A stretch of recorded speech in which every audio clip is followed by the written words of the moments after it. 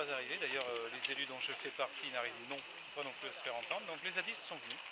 Voilà, je pense qu'ils ont compris que sans eux, on ne ferait pas avancer le dossier. Quel est finalement l'intérêt de cette zone? Quelle est l'urgence?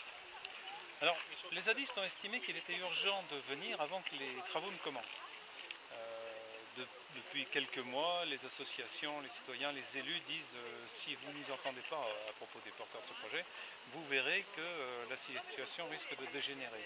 Donc là, on est aujourd'hui de la part des zadistes dans une situation très simple. Ils viennent avant que le chantier commence. Ils viennent en plus dans une démarche écologique et apaisée. Ils viennent juste demander la remise à plat du projet, ce que nous faisons nous depuis le début.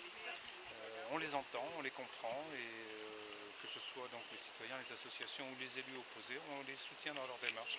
On est très respectueux de leur intervention. C'est quand même dramatique que ce soit des gamins de 20 ans qui viennent nous rappeler ce qu'il faut faire, qui viennent nous rappeler au bon sens citoyen.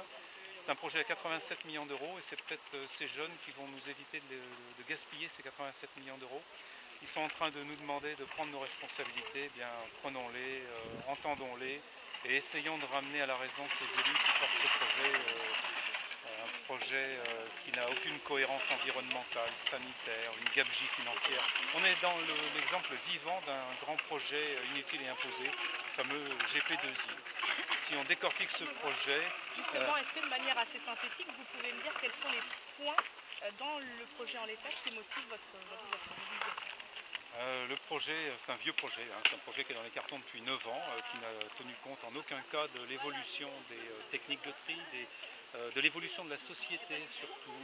Aujourd'hui, on est dans une démarche de réduction des déchets. La ministre de l'écologie prône la politique zéro déchet. Alors zéro déchet, c'est un terme, hein, mais de partout, on s'aperçoit que si on fait de vrais efforts et qu'on met en place des solutions alternatives, on a la possibilité de réduire le volume de déchets. Alors dans ce dossier, depuis le départ, on a tenu compte du fait suivant, il faut incinérer à tout prix. On a majoré la population, on a maintenu un volume de déchets bien trop important à l'horizon de 2025 pour justifier ce projet. Il est inutile, vous avez derrière vous là un incinérateur qui fonctionne, qui a été remis aux normes en 2006 pour 8 millions d'euros. Si on met en place une politique de déchets ambitieuse, une politique de tri, on enlève les biodéchets, parce qu'il faut quand même rappeler que les coquilles d'huîtres et les os de poulet, ça ne brûle pas bien hein, dans un incinérateur. Donc si on n'y met pas de bouteilles plastiques dans cet incinérateur et puis pas de biodéchets, on va se retrouver avec des petites poubelles à brûler et cet incinérateur suffit, on n'est pas contre l'incinération. On est aujourd'hui en train d'expliquer que l'incinération, tant que c'est le seul moyen ultime de détruire les déchets, pourquoi pas?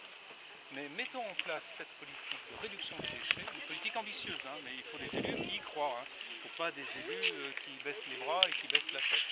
Et il y a possibilité d'y arriver rapidement. Moi, je me dis qu'il avait fait un bon usage des banderoles. Bonjour. Va bien. Très bien. Bonjour. Bonjour. Oui, j'ai Bonjour. rencontré Richard. Richard. Au niveau, Richard. Rigaud. Rigaud, oui. Et il est arrivé